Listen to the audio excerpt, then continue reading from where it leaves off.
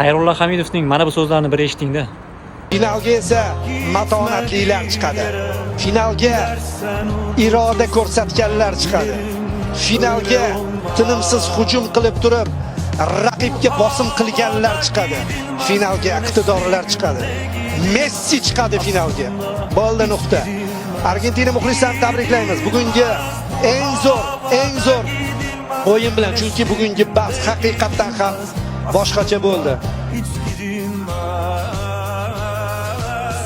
Futbolni haqiqatda sevgan, ichidan futbolga oshiq bo'lgan, qiziqqan inson Messini 39 yoshida qiladigan ishlarni ko'rib shunchaki tan berish kerak, qo'lni ko'tarib Messi FIFAning o'g'li, Messi unaqa yo'q.